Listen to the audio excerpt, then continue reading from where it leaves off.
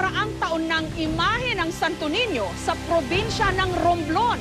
Mahigit 2 dekada nang nawawala, pero himalang nahanap noon lamang nakaraang buwan.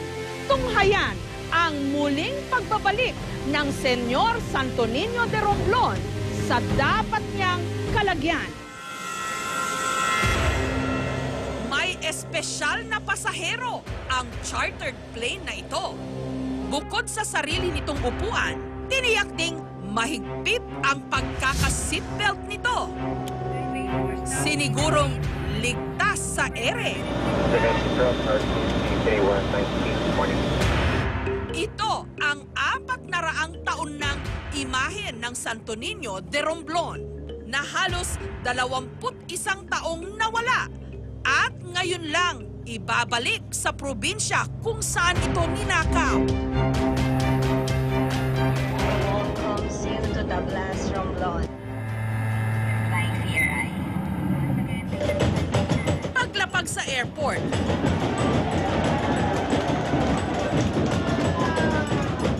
mistula itong celebrity. Nagkagulo ang mga sumalubong. Mahawakan lang ang rebulto.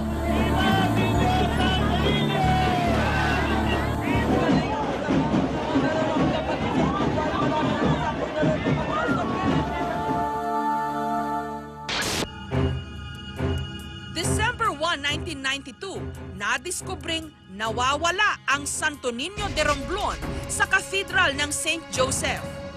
Sabi ay may mga gold yun sa katawan, may mga mamahaling bagay sa katawan. At maliban doon, ito'y antique, nung Spanish time pa, kaya may halaga. Pinaniniwalaang milagroso ang santo. At ito rin ang isa sa mga dahilan na naisip kung bakit ito pinag-interesan. Tinatawag din nila itong Santong Gala. Di umano, minsan nang pinutulan ng paa ng Praileng Kastila para magpirmi ito. Nakikita daw na lumalaro sa mga bata.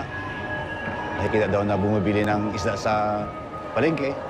At nalaman na lamang ng pare na sa kusina niya ay meron ng isda. Baka si Senyor Santo Niño ang lumagay doon. Nito lamang Enero, isang Santo Niño na kahawig daw ng nawawalang Santo Niño de Romblon ang nabili ng isang antique collector sa Aklan sa halagang 1,000,000 piso. Nung nalaman ito ng mga tiga Romblon, agad nila itong pinuntahan. Isa sa mga pumunta sa nasabing antique collector, ang dating kosturera o tagagawa ng damit ng Santo Niño de Romblon na si Aling Lilia. Ang mata niya ay naiiba sa lahat ng Santo Niño. Parang ang tingin ka, pagtumingin siya medyo pataas, parang nakaganon, tapos may eye bag siya dito. Unang tingin ko lang, yung mata niya, yun na yun talaga siya.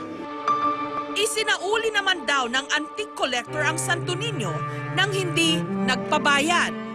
Para makasiguro, ipinasuri nila ito sa National Historical Commission of the Philippines.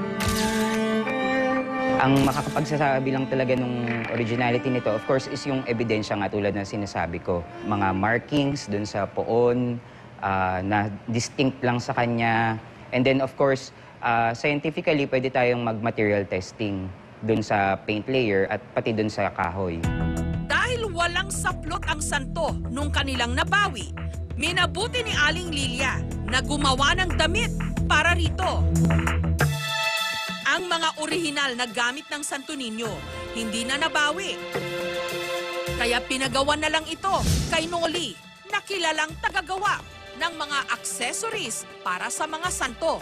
Ano yung ginawa mo para dun sa Santo Niño de Romblon? Lahat na siya, binihisan ko siya.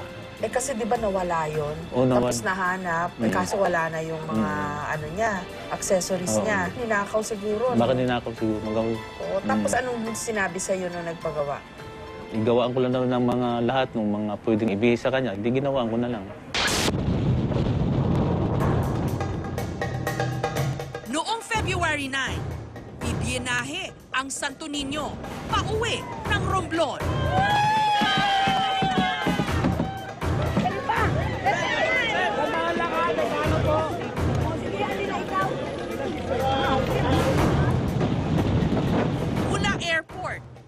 sumakay ng kotse hanggang nakarating sa pier.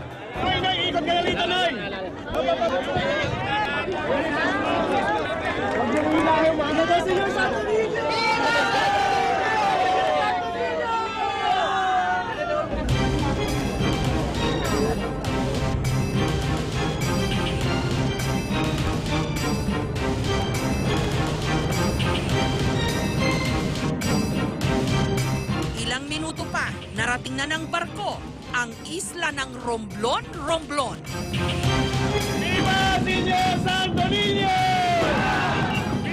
Halos hindi mahulugang karayom ang mga sumalubong sa Santo Niño.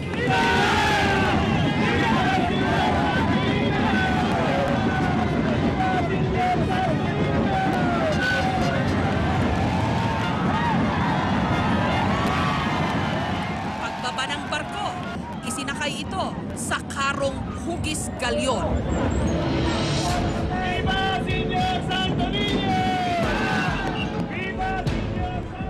At saka dinala sa simbahan para sa isang misa.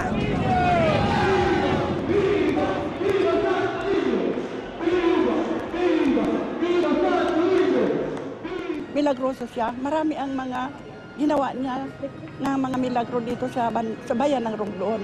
Nang nabalitaan ko po yung nakita na si Senyor, super saya ko at umiiyak sa sobrang kaligayahan po. Nangingilabot po ang akin balahibo. Pagkatapos ng misa, ang bayan ng Romblon nagfiesta. Ipinarada ang santo sa buong bayan.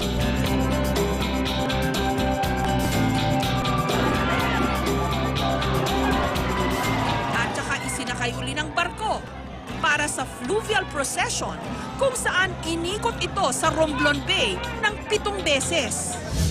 Ito raw ang pag-alala sa 7 beses na pagtangkang itawid ng dagat ang Santo Niño de Romblon upang dalhin ito sa Espanya noong 1500s. Pero nabigo dahil sa matataas na alon.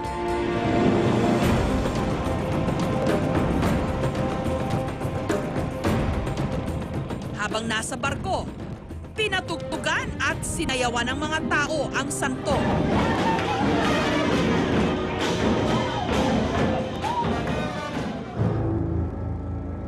Matapos ang mga kasiyahan, muling ibinalik ang Santo Niño de Romblon sa simbahan para sa pahayok o ang pagpapahalik sa poon. Inabot ito ng gabi sa dami ng mga pumila. Isa sa mga naabutan namin ang 80 anyos na si Lola Nelly. 6 na taon na raw kasi siyang hindi nakakalakad dahil sa panghihina ng kanyang mga tuhod. Parang walang lakas, parang walang buto, parang walang laman. Sabi ko, Lord, pagalingin mo ako. Sabi ko, ang lahat na ay ano man gagawin ko, basta gumaling lang ako. Ngayon, umaasa si Lola Nelly na gagaling siya sa awa ng Santo Niño.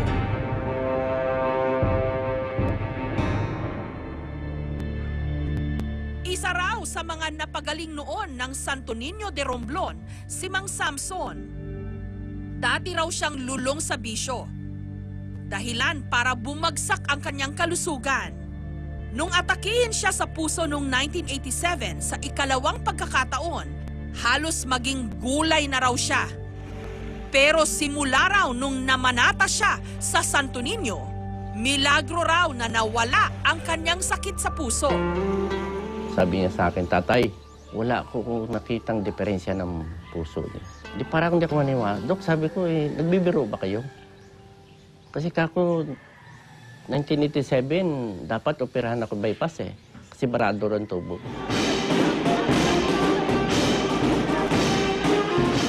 Bilang pagtupad sa kanyang panata sa Santo Niño de Romblon, si Mang Samson nagsilbi ngayon sa simbahan. Ang katawan ni Cristo.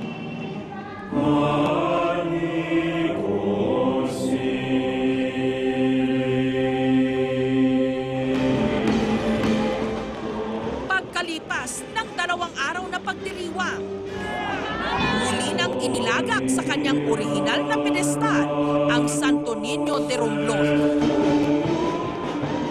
Magpapagawa na raw sila ng espesyal na lalagyan para rito, para siguruhing hindi na ito nanakawin pa. Ang pananampalataya, hindi nasusuka, hindi nakikita, pero nadarama. Totoo mang nagmimilagro o hindi ang Santo Niño de Romblon, ang simpleng pagbabalik nito sa sigla ng kanyang probinsya, maituturing ng isang munting himala.